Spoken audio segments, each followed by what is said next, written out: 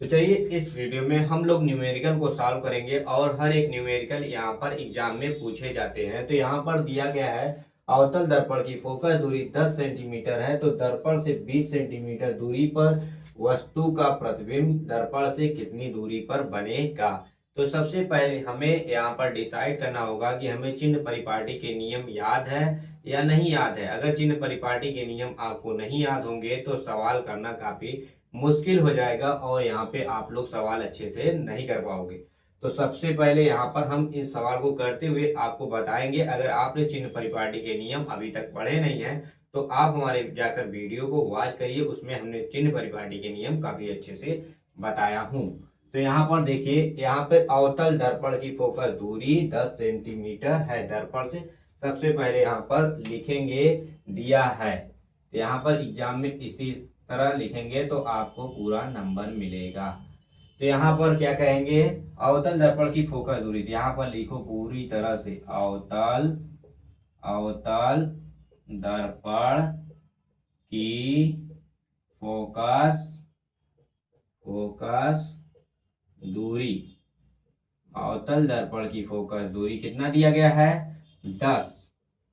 तो यहाँ पर क्या है मेरे भाई, गलत है।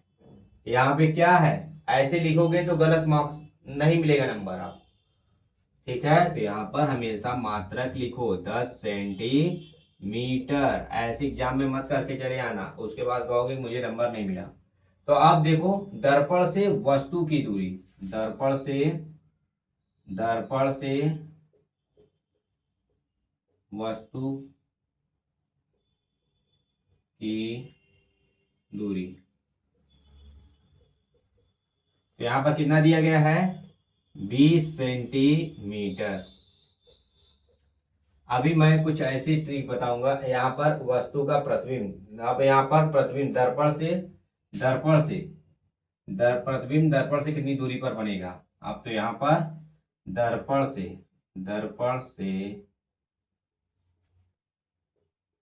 प्रतिबिंब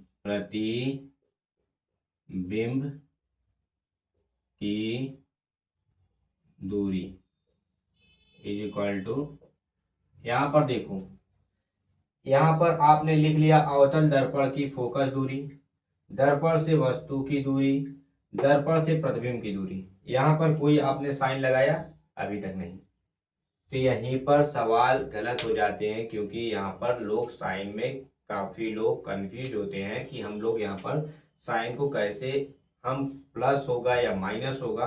तो सबसे पहले यहाँ पर आपको देखना पड़ेगा कि एक हम करते हैं यहाँ पे डायग्राम ड्रा, ठीक है।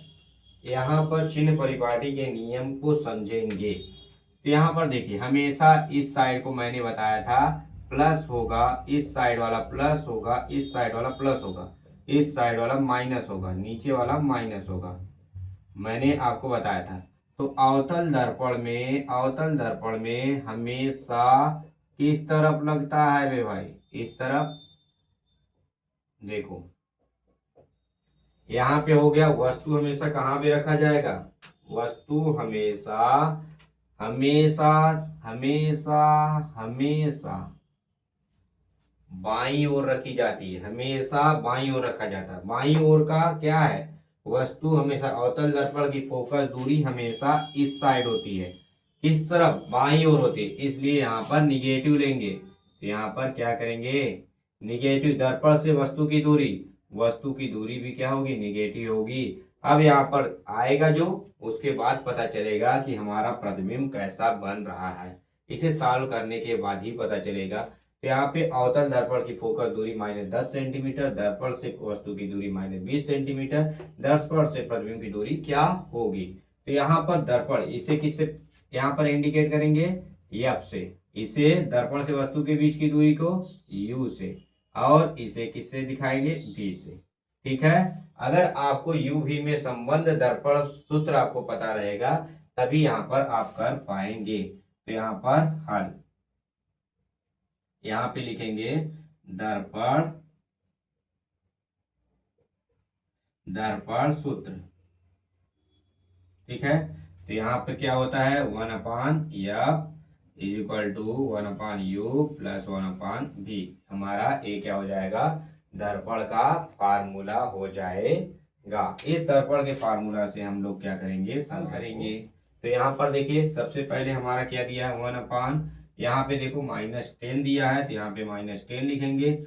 1/u कितना दिया है, -20 प्लस 1/v कितना दिया है, कुछ नहीं। हमें यही इसी को क्या करना है, फाइंड करना है। तो यहाँ पर हम इस तरफ माइनस है, तो हम इस तरफ देखो यहाँ पर हमेशा करना, फिर उसके बाद ये क्या होगा, भाग दोगे तो ये माइनस हो, इस साइड लेके आएंगे तो क्या हो जाएगा, यहाँ पर प्लस हो जाएगा। ठीक है, यहाँ पर 1/v बचेगा। तो यहाँ पर हम लोग कर लेते हैं, 1/v बचेगा। 1/v इज इक्वल टू, अब देखो यहाँ पर 20 हम लोग क्या करते हैं, एलसीएम लेते हैं। अब यहाँ पर कितना बचेगा, पहले हम डिवाइड करेंगे, कितनी बार जाएगा, 2 बार। तो यहाँ पर कितना आएगा, -2। यहाँ पर कट जाएगा तो यहाँ पर कितना आएगा, तो यहाँ पर आपने देखा 1/v है, तो यहाँ पे -2 है और +1 है, तो यहाँ पे क्या हो जाएगा, -2 + 1 -1/20। तो कितना आएगा हमारा, 1/v। यहाँ देखो इसे हम क्या करेंगे, ऊपर नीचे कर देंगे, पलट देंगे, तो यहाँ पर v इक्वल टू कितना आएगा, -20। अभी भी ये सवाल क्या है, गलत है, क्योंकि यहाँ पर -20 सेंटीमीटर हमें लिखना ही होगा। अगर हम ऐसे सवाल करेंगे तो हमें पूरा नंबर मिलेगा। अब यहाँ पर देखिए, यहाँ पर हमारी वस्तु की दूरी भी -20 सेंटीमीटर दूरी पर थी, और यहाँ पर प्रतिबिंब की भी उतने ही दूरी पर बन रहा है। इसका मतलब आप थोड़ा अब उस ग्राफ को देखिए, हमने सब कुछ बताया था दर्पण द्वारा प्रतिबिंब का बनना। तो यहाँ पर आपको पता होगा ये वस्तु कहाँ पर रखी होगी, क्योंकि यहाँ पर जितनी दूरी पर वस्तु रखा गया उतनी दूरी पर प्रतिबिंब भी बन रहा है। इसका मतलब वस्तु वक्रता केंद्र पर होगा, क्योंकि वक्रता केंद्र पर भी, जब वक्रता केंद्र पर वस्तु रखी जाती है तो वस्तु का प्रतिबिंब भी वक्रता केंद्र पर बनता है। तो यहाँ पर ये इस तरह से आपको क्या करना पड़ेगा सवाल।